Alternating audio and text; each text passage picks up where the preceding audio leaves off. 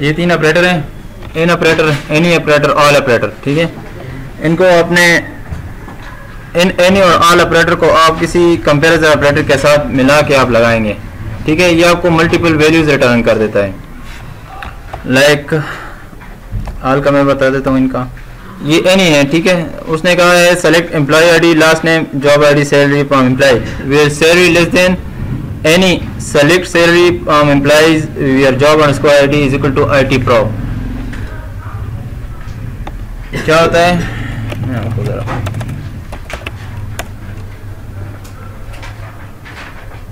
किसकी यूजर से वो कर रहा है, 4 यूजर 4/4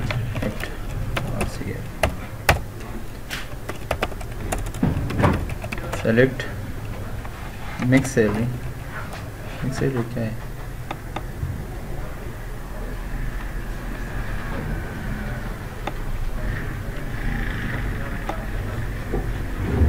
आपा ही हो गया यार।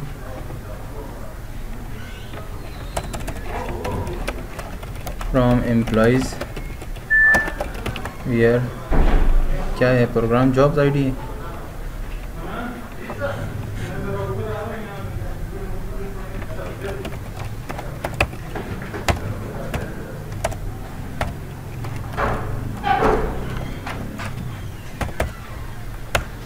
ठीक है। इसने क्या किया, सब क्यूरी में उसने कहा कि मुझे वो से रिटर्न करो जिनकी आईडी जॉब आईडी जो है आईटी प्रोग है। तो उसने यहाँ पे 3 वैल्यूज रिटर्न की, ठीक है। 9600 एट 4200।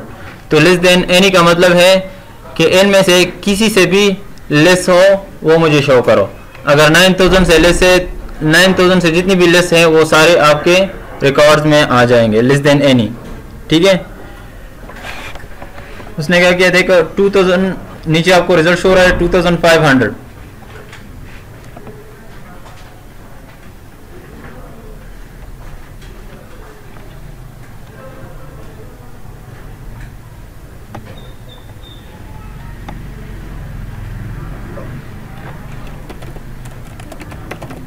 सेलेक्ट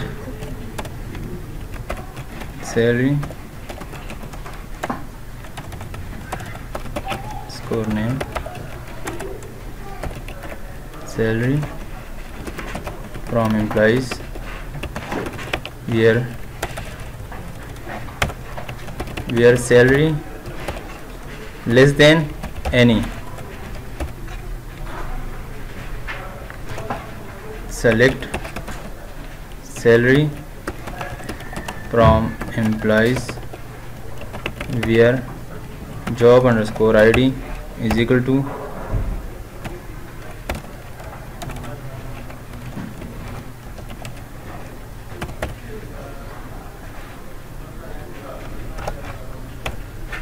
ठीक है। तो इसका क्या मतलब है, मुझे वो एम्प्लॉय और वो सैलरी शो कर दो जो सब क्यूरी में उसने क्या किया कि उसने वो सैलरी उठाए जो जिनका जॉब आईडी जो है आईटी प्रोग है। तो उसने मल्टीपल वैल्यूज रिटर्न की। अब आपने कहा है लेस देन एनी, तो इनमें से कोई भी किसी से भी एम्प्लॉय की सैलरी उससे कम हो तो वो उठा लेगा। अगर 4200 से कम हो वो भी उठा लेगा, 6000 से कम हो वो भी उठा लेगा एम्प्लॉइज, और 9000 से कम हो तो वो भी उठा लेगा, ठीक है। अगर इसकी जगह आप लेस देन ऑल कर देते हो,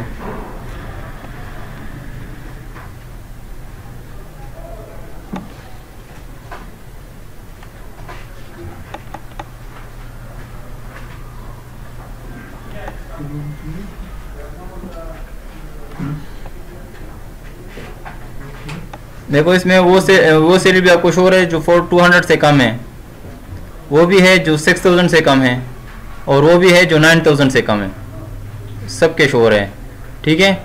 अगर आप लेस देन ऑल करेंगे तो सबसे मिनिमम वैल्यू जो है उनसे लेस होगा, तब आपको वो वैल्यू शो हो जाएगा।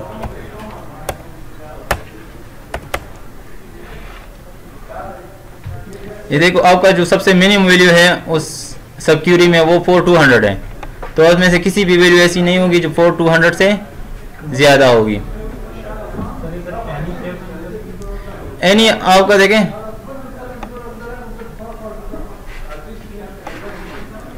एनी का मतलब है किसी बेसिक किसी वैल्यू में से, ठीक है। अगर आप इधर ग्रेटर देन एनी कर देंगे तो अगर 400 से ज़्यादा हो तो वो वैल्यूज़ भी आ जाएंगे, 6000 से ज़्यादा हो वो इम्प्लाइज भी आपको शो हो जाएंगे, और 9000 से ज़्यादा हो तो भी शो हो जाएंगे, लेस देन एनी या ग्रेटर देन एनी, ठीक है। इन तीनों कंडीशन में से कोई भी किसी के साथ भी ट्रू हो जाएगा तो वो रिकॉर्ड आपको शो हो जाएगा जी।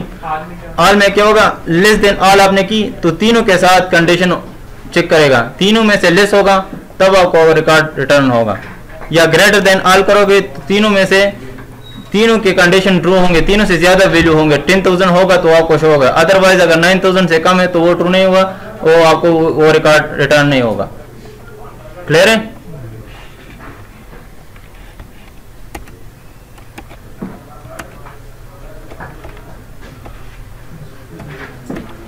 अच्छा एक दो ही क्वेश्चन थे। अच्छा एक है यूनियन। यूनियन में क्या होता है, आपका जो डेटा होता है वो मर्ज हो जाता है और आपको शो हो जाता है। मैं कहता हूँ select first underscore name from employees union select department underscore name from departments. तो क्या हो जाएगा, ये दोनों जो कॉलम है आपने अगर यूनियन करना है दो टेबल्स के दरमियान तो आपने सेम डेटा टाइप के कॉलम मेंशन करने हैं। ऊपर आपने एक कॉलम मेंशन किया वार 4 का तो नीचे भी आपने एक कॉलम मेंशन करने है वो भी वार 4 का, ठीक है। 2 कॉलम तो नीचे भी 2 कॉलम, ठीक है। तो मैंने ऊपर एक कॉलम मेंशन किया फर्स्ट नेम और नीचे डिपार्टमेंट नेम, तो ये दोनों एक ही कॉलम में मर्ज हो जाएंगे। क्लियर होगा? देखो इसी कॉलम एक ही कॉलम में आपको डिपार्टमेंट भी नजर आएंगे और उसके एम्प्लॉइज भी नजर आएंगे।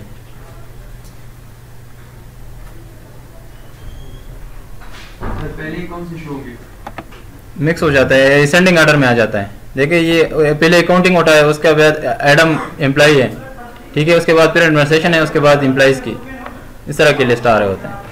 अब इसे चेंज भी करें तो कोई मेजर डिफरेंस नहीं आता।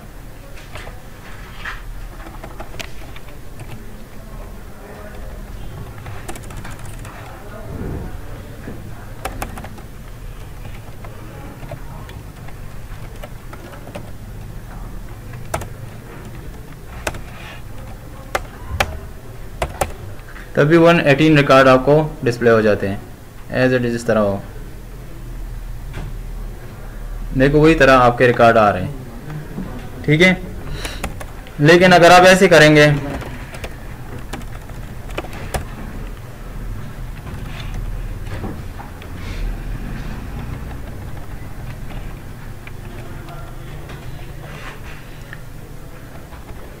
यूनियन आपका मैच और अनमैच डेटा दोनों हटाते हैं। 27 रो आपको रिटर्न कर देता है। इसने दोनों कॉलम में मतलब मैंने दोनों कॉलम सेम डिफाइन किए, ऊपर भी सेम कॉलम सेम टेबल है, नीचे भी सेम कॉलम सेम टेबल है, तो उसने दोनों में से दोनों वैल्यू देख के उनमें से एक वैल्यू आपको रिटर्न कर दिए 27 रोज। अब चाहते हैं कि इसमें जितनी भी कॉलम है वो मैच हो या डुप्लीकेट हो सब आ जाए, ठीक है। फिर आपने क्या करना है, यूनियन ऑल करोगे तो आपके डुप्लीकेट्स भी आ जाएंगे, ठीक है। तो अभी 27 ये 54 रोज आपको रिटर्न, हर देखिए दो दफा नजर आ रहे हैं। यूनियन ऑल में आपको डुप्लीकेट रोज भी नजर आएंगे, ठीक है। अच्छा इसमें है इंटरसेक्ट। इंटरसेक्ट में क्या होता है, अगर आपके दोनों टेबल में डेटा मैच कर रहा हो तो रिटर्न हो जाएगा, अदरवाइज अगर मैच नहीं हो रहा तो वो आपको नो रो रिटर्न का रिजल्ट दे देगा।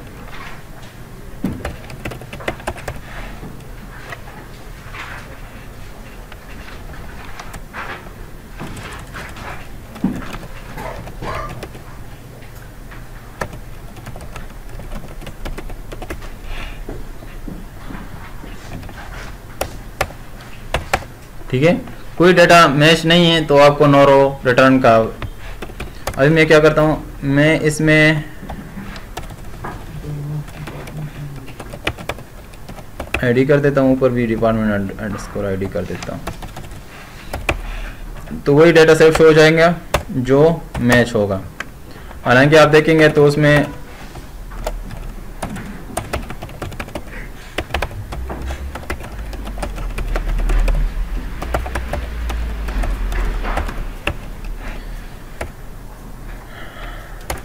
काफ़ी ज़्यादा डिपार्टमेंट्स है, लेकिन उसने सिर्फ वही शो किया जो दोनों में एग्जिस्ट कर रहे थे।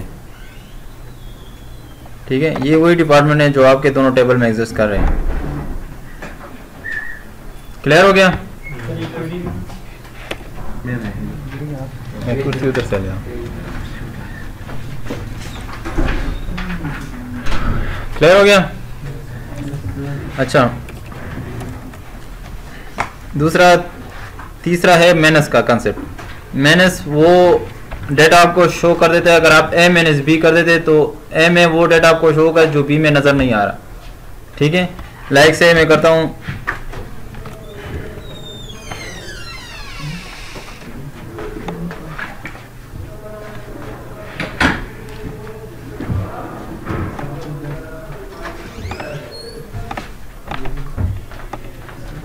तो ये हुआ कि ये भी ऑटो कमिटेड है। हाँ, प्लस आप इन्वायरमेंट डिटरमिनेट करोगे तब ऑटोमेटिक कमेंट नहीं हो जाता, नहीं उसी वजह से आप एग्जिस्ट कर देते थे और ठीक है प्रॉपर्ली एग्जिस्ट कर देते थे ना, वो प्रॉपर्ली कमिट हो जाता था वो डेटा। तो नहीं, इसका मतलब तो ये हुआ कि वो स्टेटमेंट जो है वो ऑटो कमिटेड में नहीं आती है। नहीं, ऑटो कमेंट नहीं था ना, लेकिन अब मैंने कहा ना आप इसके प्लस से फॉर्मली एग्जिट कर देते थे तो वो कमिट हो जाता था वो डेटा।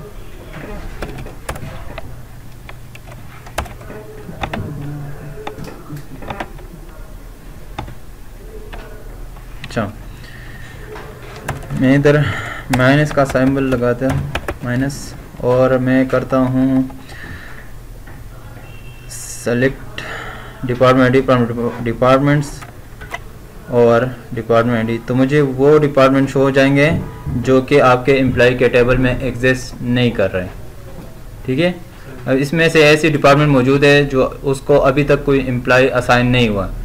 ठीक है, तो जब कोई एम्प्लॉय असाइन नहीं है तो इसका मतलब है कि उसको डिपार्टमेंट उधर एग्जिस्ट भी नहीं कर रहा आपके एम्प्लॉय के टेबल में। ठीक है, तो वो मैनेज कर रहा हूँ, तो मैं चेक करता हूँ कौन सी डिपार्टमेंट है जो अभी तक उनको एम्प्लॉय असाइन नहीं हुई है।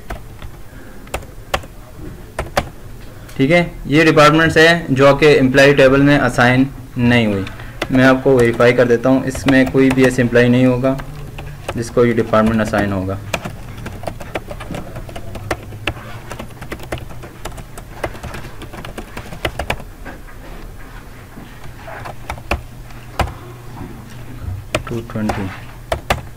ठीक है, कोई भी डिपार्टमेंट चेक कर ले, ये एग्जिस्ट नहीं कर रहा होगा उधर। अच्छा, इंसर्ट पे आते हैं, select static from employees, describe employees. मैंने एक रिकॉर्ड इंसर्ट करना है, इंसर्ट इनटू एम्प्लॉइज वैल्यूज। दो तरह के हैं, अगर आप कॉलम मेंशन नहीं करते तो सीधा आप लेके वैल्यूज, लेकिन फिर आपने वही सीक्वेंस है जो आपको सीक्वेंस नज़र आ रहा है एज इट इज़ आपने कॉलम इंसर्ट करने हैं। अगर आप सीक्वेंस में इधर उधर कर लेते तो आपका डेटा सही तरह प्रॉपर्ली इंसर्ट नहीं होगा, आपको एरर दे देगा। ठीक है, लेट्स से मैं एम्प्लॉय आईडी कर लेता हूँ, first name Ali, last name, ठीक है, ईमेल,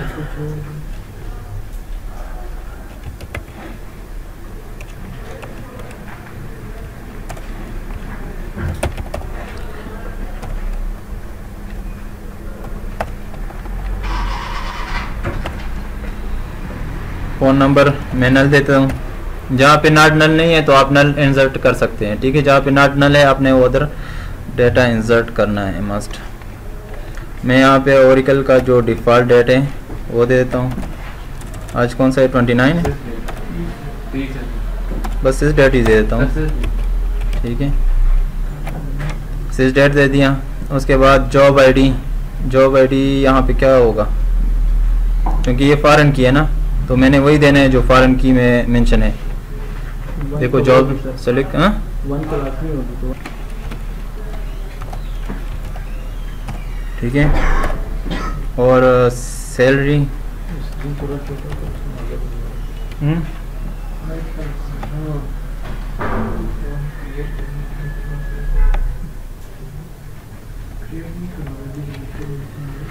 सैलरी नल हो गई, कमीशन भी नल हो गया, मैनेजर आईडी भी नल हो गई, और डिपार्टमेंट आईडी 10 कर लेते हैं, होगा भी कि नहीं।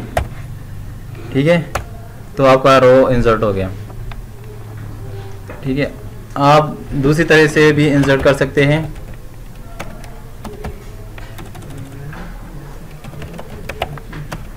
इनटू टेबल इनटू एम्प्लॉइज, और कॉलम के नाम मेंशन करें, एम्प्लॉय अंडरस्कोर आईडी, जो नॉट नल है मैं वही एंटर करूँगा, लास्ट अंडरस्कोर नेम, ईमेल, और हायर अंडरस्कोर डेट, और job underscore ID, values to last name Shaji, ठीक है, नाम है यार। हाँ स्कूल बनाए, सुबह बनाया था, अभी रिकॉर्डिंग हो रही रिकॉर्डिंग के दरमियान बातें नहीं करते। अच्छा शाजी, और ईमेल है abc@,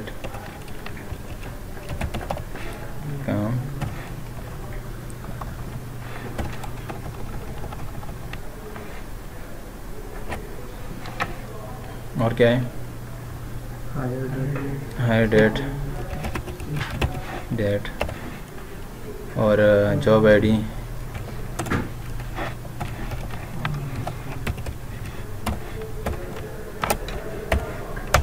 ठीक है, ऐसे भी एंटर कर सकते हैं। तीसरा तरीका ऐसा भी है,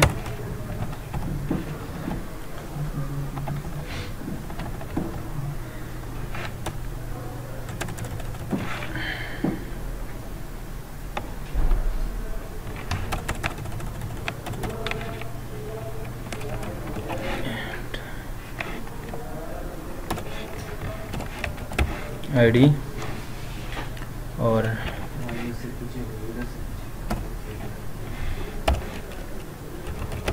नेम,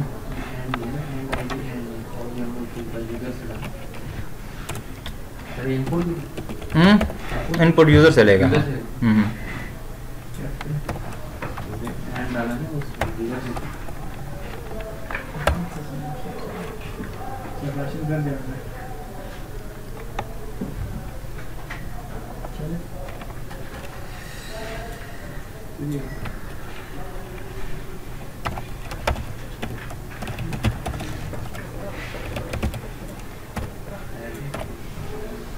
और जॉब,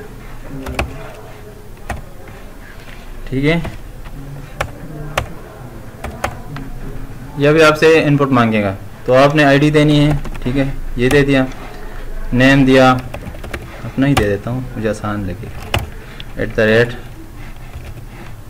@.com, ठीक है, और हायर डेट, सिस डेट, और जॉब आईडी,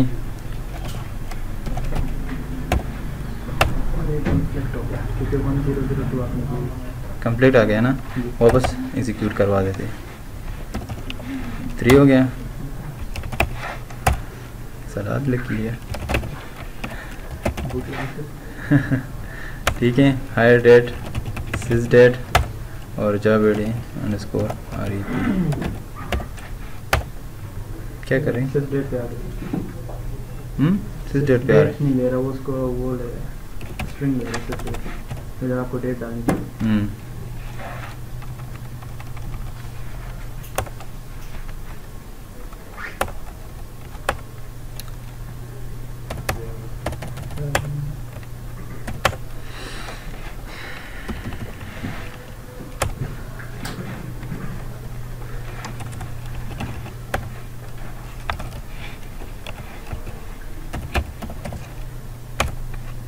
हायर डेट, अच्छा ठीक है।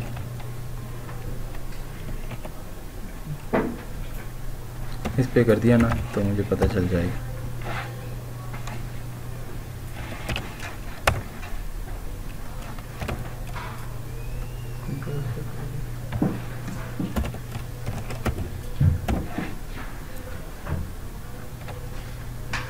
वो क्यूरी से सिस्टम डेट से व्हाट आर द कोटेशंस, फिर उसमें ओमेगा से डेट को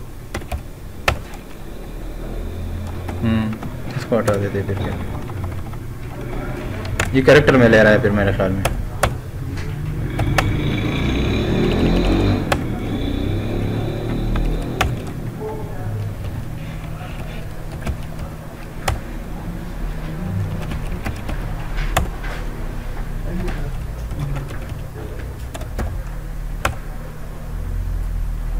अच्छा ठीक है, वो फॉरेन की का मसला आ रहा है ना, मैं गलत दे रहा हूँ।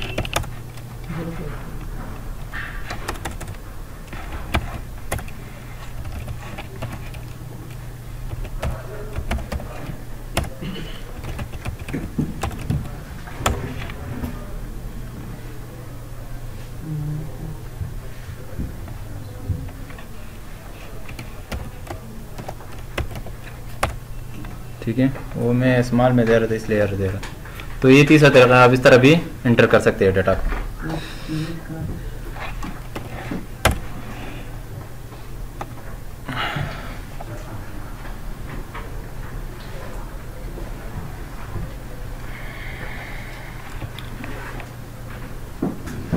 ये क्लियर हो गया?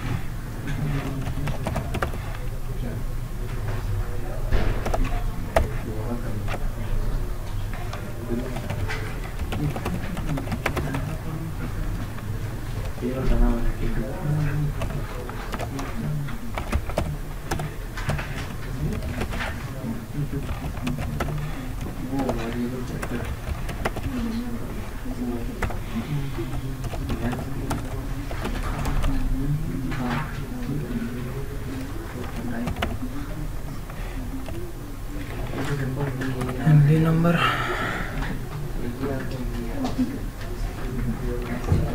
एम्प्लॉई नंबर है ना,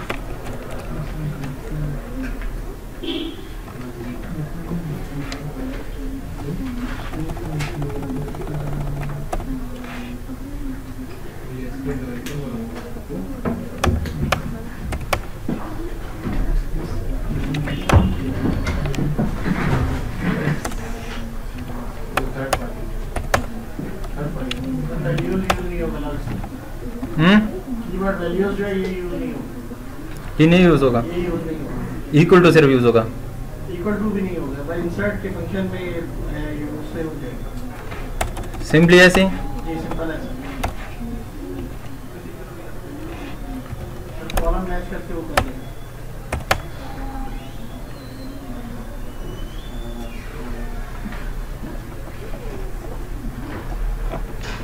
अपडेट तो हो जाता है। मैं सब चेक कर रहा था कि होता है कि नहीं होता, होना तो चाहिए।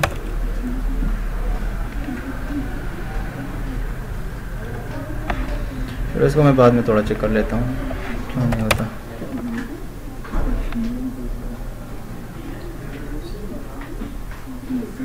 इस तरह अगर हम वो यूज़र से इनपुट ले लें उस तरह से करेंगे।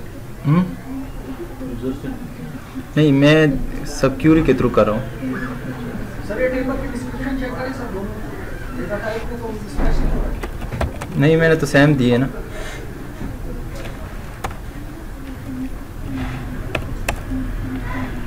और उसका भी है।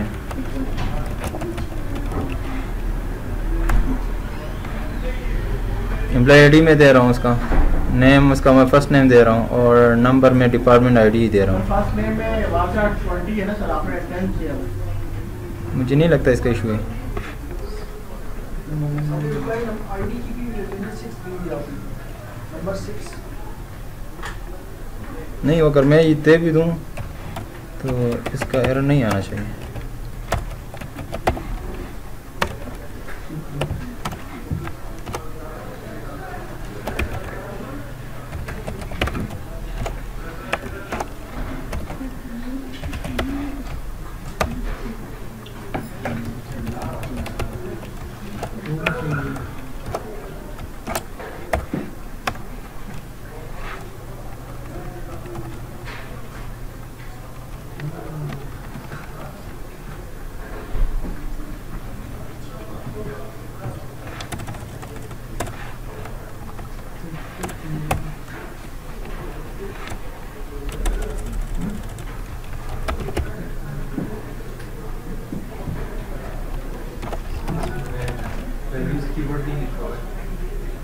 वो मैंने हटाए थे। सेलेक्ट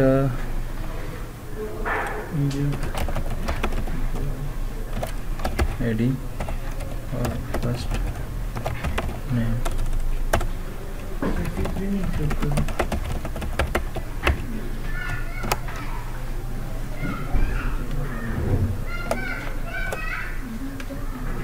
ये वैल्यू कीवर्ड हटा दें और ब्रैकेट से चेंज कर दें।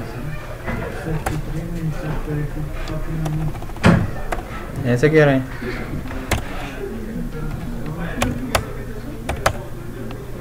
फिर वो एरर देने लगता है। हाँ,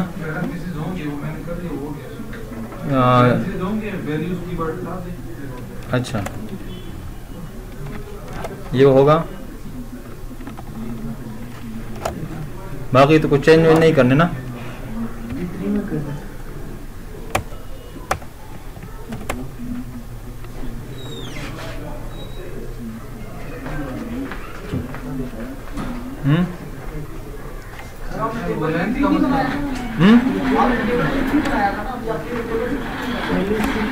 अच्छा अच्छा अच्छा, ठीक।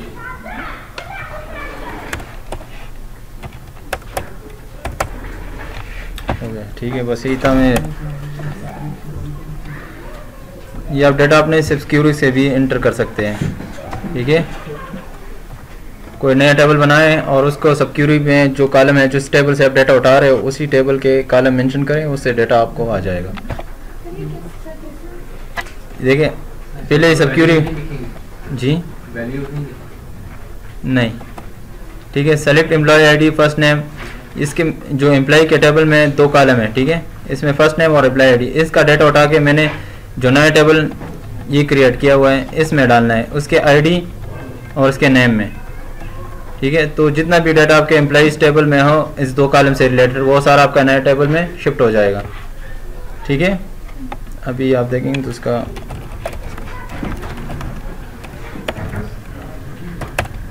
देखो सारा डाटा वो आ गया है उनका।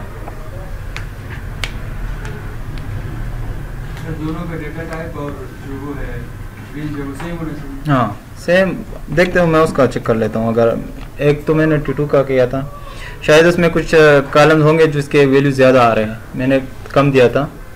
ठीक है, तो उससे इक्वल होंगे तो शायद मसला आपको फिर नहीं आएगा, क्योंकि बाज़ दफ़ा आपकी जो नेम आप जो इंसर्ट करें वो जो स्पेसिफाइड साइज़ होता है उससे ज़्यादा कर जाते हैं ना, तब भी आपको एरर दे देता है। एक का भी ज़्यादा हो तो एरर दे देता है। सर कोई ऐसा तरीका है कि टेबल भी खुद बने और डेटा भी खुद बने? क्या करें? टेबल भी खुद बने और डेटा भी खुद बने। हाँ वो तो आसान है, वो तो आपने करना है, क्रिएट टेबल एज सेलेक्ट सेरिक फ्रॉम एम्प्लॉइज।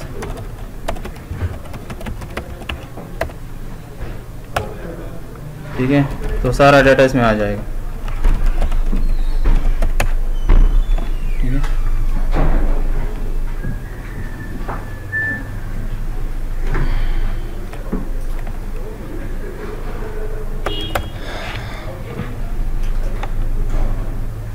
ये क्लियर हो गया?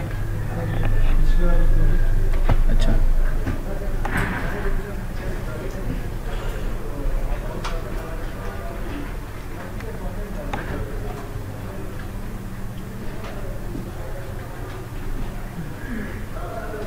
इधर चले गए यार। हाँ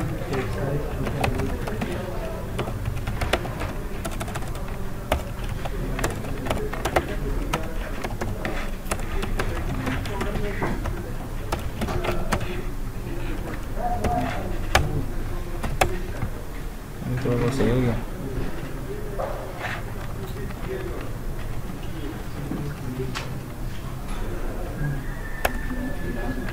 ये वाली T3 वाली, मुझे अब T3 का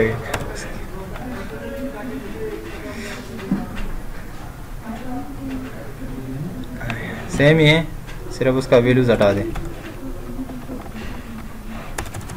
हाँ बस ये तो गया आज, आने दे।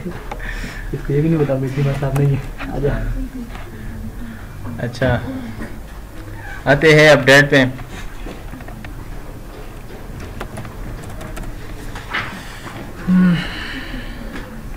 डेट अपडेट,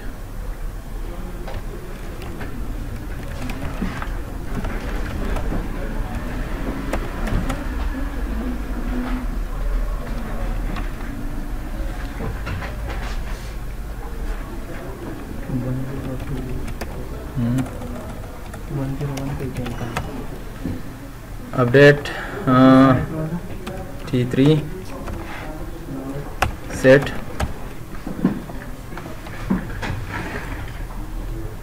या नेम है ना, नेम इज इक्वल टू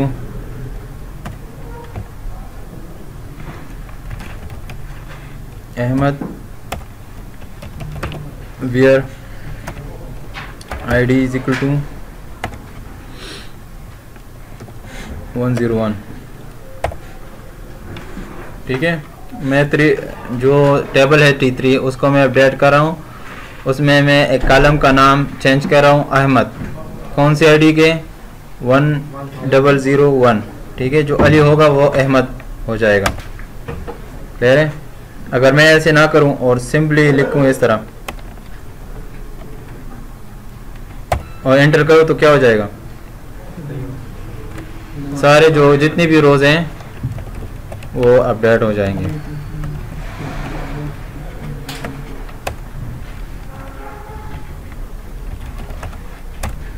ठीक है, आप इसको रोल बैक कर सकते हैं।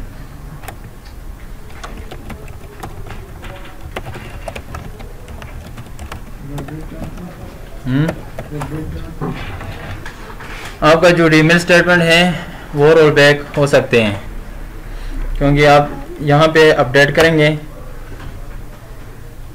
अहमद ठीक है, ये अपडेट हो गया। अली को मैंने अहमद किया। यहाँ पे आप चेक करेंगे तो आपका पुराना डेटा शो होगा।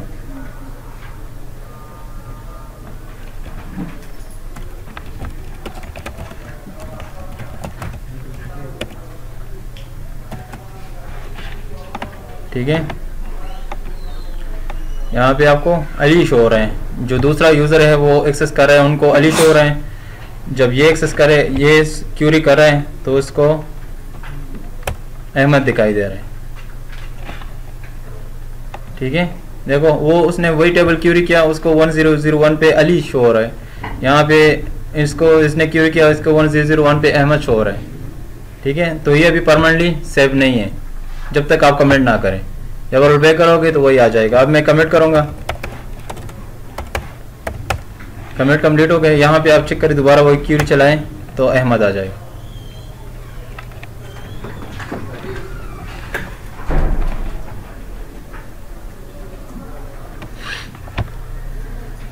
अच्छा, अपडेट में और क्या चीज़ है?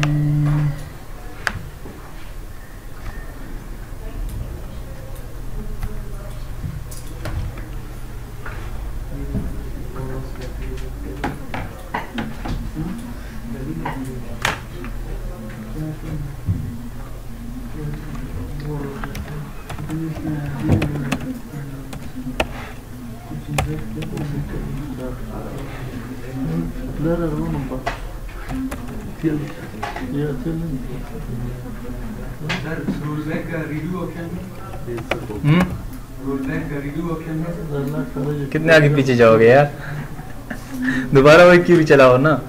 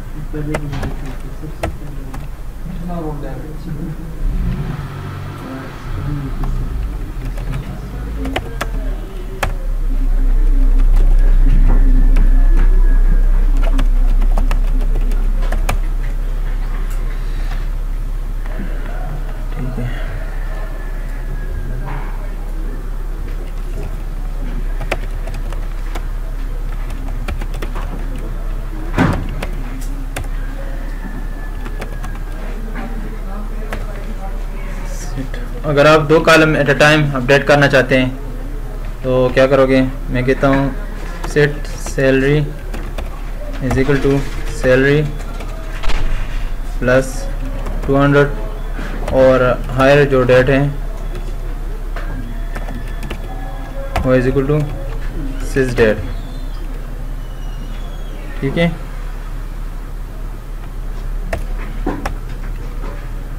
तो आप एट अ टाइम 2 कॉलम भी अपडेट कर सकते हैं।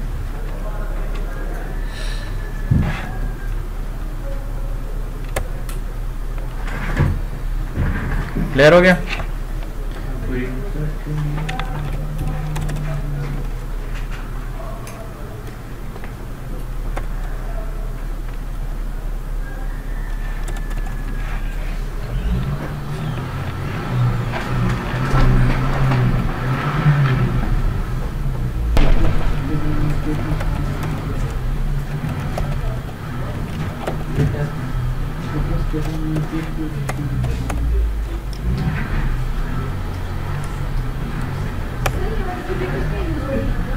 कौन सी ये वाली? ये भी चलाई रिसेंटली। ये आपके 2 कॉलम एट टाइम अपडेट कर रहे हैं, आप 3 भी दे सकती हैं। ठीक है, मैंने क्या कहा अपडेट, ये मैंने एक टेबल क्रिएट किया टेस्ट का टेबल, जो कि एग्जैक्टली डेटा उठा रहा है एम्प्लॉइज़ के टेबल का, जिसमें चेंजेस मैं कर रहा हूँ। और मैंने कहा सैलरी जो है उसको अपडेट करो, सैलरी प्लस 200 करो और hire date is equal to sysdate करो, यानी आज का डेट वो उठा लें। तो यहाँ पे आप नीचे वीयर क्लास भी दे सकते हैं, कौन सी डिपार्टमेंट का कर रहे हो, कौन से एम्प्लॉई का कर रहे हो, वो आप पे डिपेंड है। मैंने सारों का सिस डेट करे तो वो आज का, देखिए जितना भी डेट है वो आज का डेट उठा रहे हैं। 30 नवंबर 15 जितने भी डेट आ रहे हैं सारे आज का डेट है।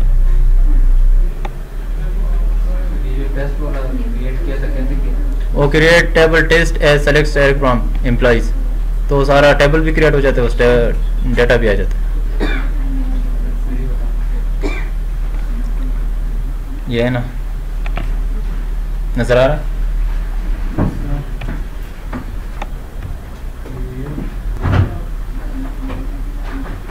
सर ये 30 तक वाले डिपार्टमेंट, हाँ मैंने वही टेबल बनाया जो सिर्फ 30 डिपार्टमेंट से है।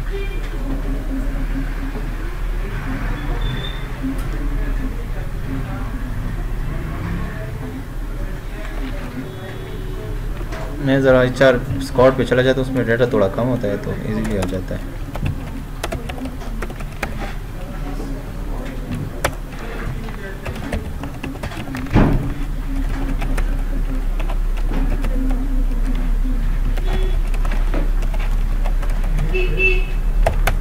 टेबल्स क्रिएट किए, ऐसे क्रिएट करता जा रहा है।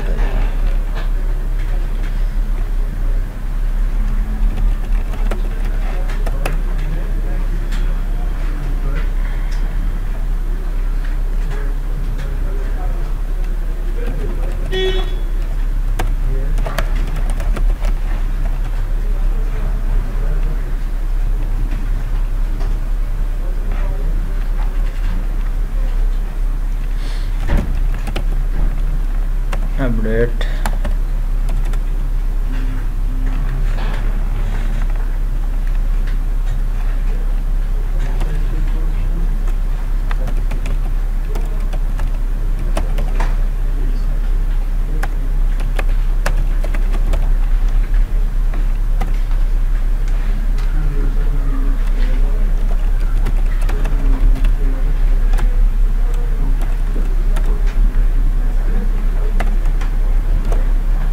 यहाँ पे सेल का डिपार्टमेंट है।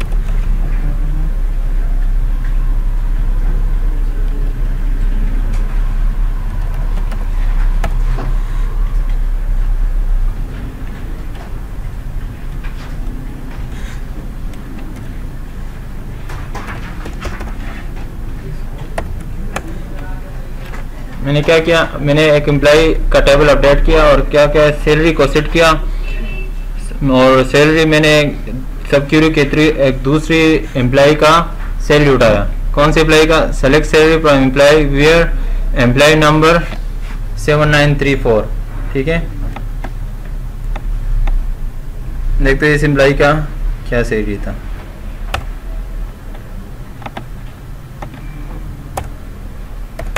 ठीक है, इसने क्या किया, सब क्यूरू ने सैलरी उठा दिया, वो सैलरी को सेट कर दिया।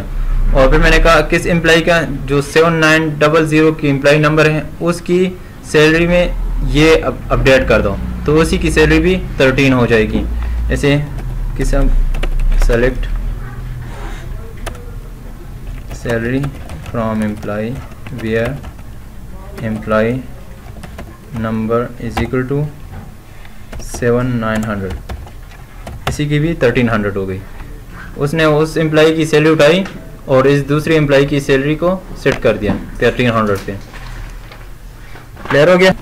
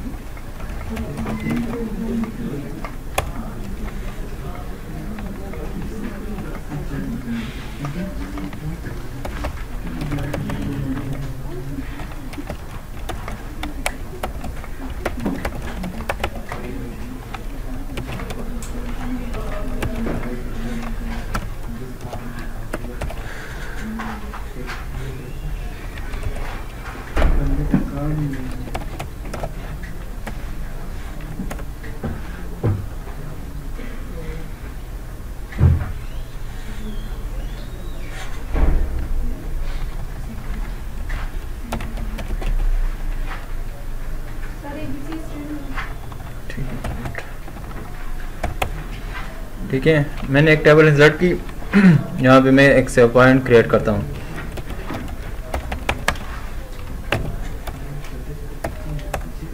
ठीक है, मैंने एक सेव पॉइंट क्रिएट किया, फिर इंसर्ट करता हूँ।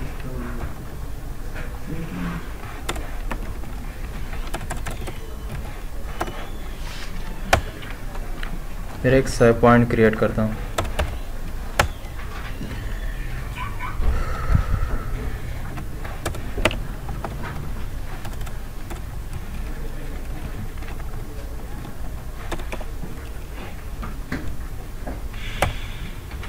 ठीक है, मैंने दरमियान में सेव पॉइंट क्रिएट की। तो अगर मैं रोल बैक करना चाहती हूँ तो मैं एक स्पेसिफिक पॉइंट तक वापस जा सकता हूँ। ठीक है, जैसे अभी आप देखिए इसमें आपको डाटा आया होगा।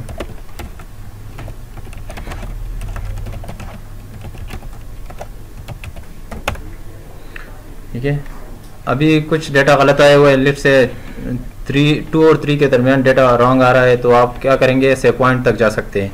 मैं कहता हूँ roll back to be.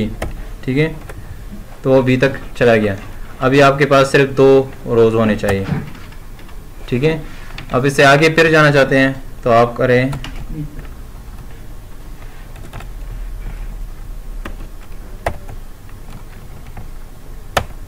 Okay. बस अब पूरा रोल बैक करना चाहते हैं तो बस जस्ट रोल बैक करेंगे तो सारा डेटा चला जाएगा। ठीक है, सर अगर मल्टीपल टेबल्स पे काम कर रहे हैं और सेव पॉइंट हम करते हैं तो तमाम पे अप्लाई होगा? तमाम पे अप्लाई होगा। आप तो ऐसे नहीं कर सकते, उस टेबल के अलग क्रिएट करें, लेकर अलग क्रिएट करें, सबके लिए होगा। सर ये रोल बैक ए बी क्या हुआ, पोजीशन ऑर्डर कर रहे हैं? ये आप एक फ्लैग लगा लेते हैं। ठीक है, एक चेक पॉइंट्स लगा लेते हैं। हाँ, अपनी मर्जी से कोई नाम रख लेते तो उससे। ठीक है, तो आप उस स्पेसिफिक पॉइंट तक वापस जाना चाहते हैं, क्योंकि अगर आप ये ना लगाए और आप कोई 100,000 रिकॉर्ड एंटर कर रहे हैं, मेरा रोल बैक करेंगे तो वो सारे रिकॉर्ड दोबारा रोल बैक हो जाएंगे। ठीक है, तो उसे पॉइंट आपको एक स्पेसिफिक स्टेज तक बैक जाने के लिए वो फ्लैग प्रोवाइड कर देता है। ठीक है, नहीं कब खत्म होगा? ये कल ख़त्म हो जाएगा, इनसे जान छूट जाएगी।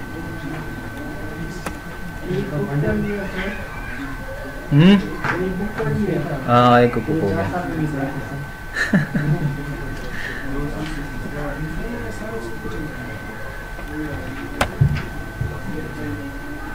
Column not loaded.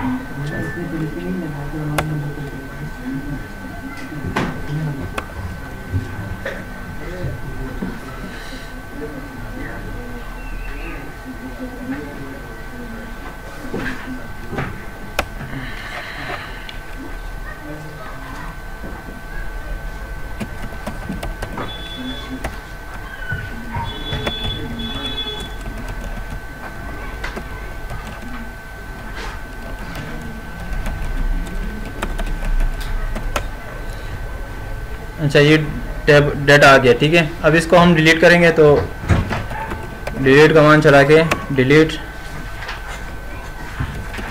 From test underscore tab, तो क्या हो जाएगा, जितना भी डाटा है सारा डिलीट हो जाएगा। कोई डाटा नहीं, लेकिन आप उसको रोल बैक करके वापस ला सकते हो जब तक आप कमेंट ना करें।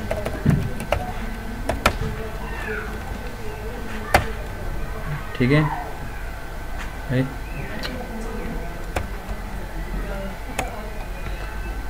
अगर आप इस तरह करेंगे डिलीट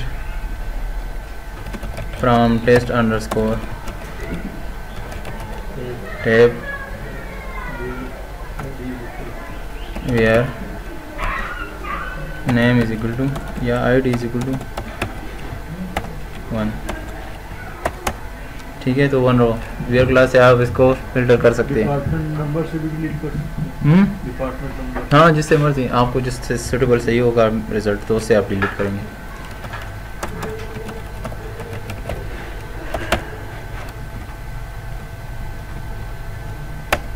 अच्छा, एक होता है डिलीट से भी आप कर सकते हैं, और आपको ट्रंकेट से भी आपका डाटा चला जाता है, ठीक है। ट्रंकेट आपका DDL कमांड है, ठीक है। आप दोनों से डाटा डिलीट कर सकते हैं, दोनों के जो क्यूरी है उनसे आप अपना टेबल का डाटा जो है वो डिलीट कर सकते हैं। लेकिन आपका जो ट्रंकेट है वो DDL कमांड है, आपका जो डिलीट है वो DML कमांड है, ठीक है। डिलीट से क्या होगा, आपका डाटा डिलीट हो सकता है, आप रोल बैक कर सकते हैं।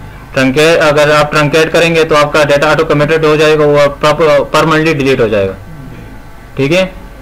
आप डिलीट में अपने लिए वेयर क्लास लगा सकते हैं, स्पेसिफिक वैल्यू की स्पेसिफिक रो जो हो गया वो डिलीट कर सकते हैं। लेकिन ट्रंकेट में आप फुल डाटा डिलीट करेंगे, उसमें वेयर क्लास नहीं लगता। क्लियर हो गया।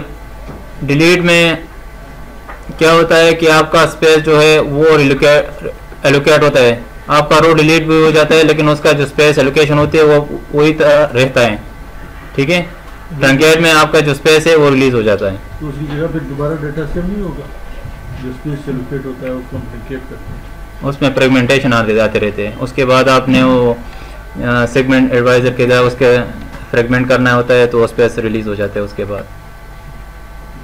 इसलिए कोई ऑर्गेनाइजेशन में हम काम कर रहे होते हैं तो उसके हम ये जो सेगमेंटेशन होती है वो करते रहते हैं, या इंडेक्स रिबिल्ड वो करते रहते हैं, क्योंकि परफॉर्मेंस वक्त के साथ स्लो होती जाती है। वो ये कि इसमें टेबल्स के दरमियान फ्रेगमेंट आ रहे होते हैं। Clear. Truncate table test underscore tab हो गया। अब ये देखिए सेलेक्ट नहीं है, रोल बैक कर देता हूँ, कंप्लीट हो जाएगा। नहीं आ रहा, ठीक है, कंप्लीट चला गया।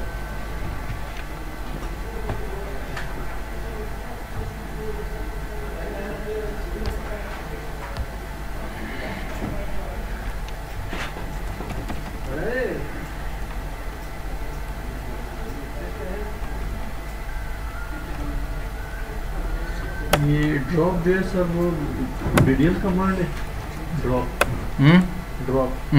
DDL कमांड है। हाँ, ड्रॉप, क्रिएट, अल्टर, ट्रंकेट, ये चारों के DDL कमांड्स हैं। ड्रॉप तो अभी तक हमने नहीं किया। ड्रॉप नहीं, वो भी कर लेंगे ना, जाते जाते टेबल को ड्रॉप कर लेंगे। मैं यहाँ पे अपडेट चलाता हूँ।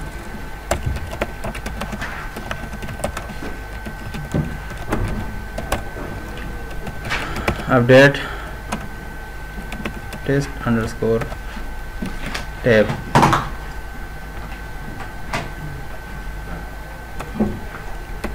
Set name is equal to Ali,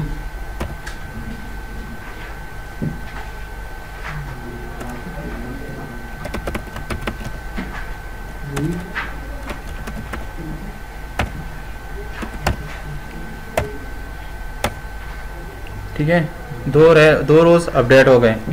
यहाँ पे आप क्यूरी करेंगे, अभी मैंने आपको बता भी दिया। तो यहाँ पे आपको अपडेट शो हो रहा है। ये राइटर है, ये काम जो करे इसको राइटर आप, यहाँ पे रीडर है। स्कॉट में मैं काम कर रहा हूँ ना,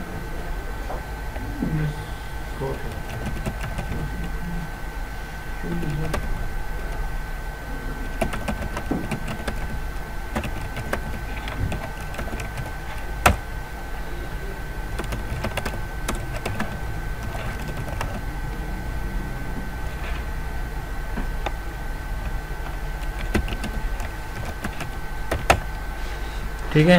तो रीडर आपका राइटर का वेट नहीं करा, उसको डेटा रिट्रीव हो गया। राइटर कौन है, रीडर कौन है? यहाँ पे आप अपडेट कर रहे हैं तो ये राइटर हो गया, ये सेशन, ये यूज़र। यहाँ पे रीड हो रहा है, सेलेक्ट हो रही है सिर्फ पर, तो उसको डाटा रिट्रीव हो गया, उसको पुराना डाटा शो हो रहा है। ठीक है, वो कमेंट ना करे तो उसको पुराना डाटा, ये कैसे शो होता है, कैसे पुराना आता है, या के स्ट्रक्चर में हम पढ़ेंगे। ठीक है, तो आपका रीडर जो है वो राइटर का वेट नहीं करता। इस तरह रीडर आपका राइटर का वेट नहीं, लेकिन जो राइटर होता है वो आपका राइटर का वेट करता रहता है। अभी यहाँ मैंने अपडेट किए, कमेंट नहीं किए। ठीक है, यहाँ भी मैं अपडेट कर देता हूँ, update test underscore tab set name is equal to Ahmad.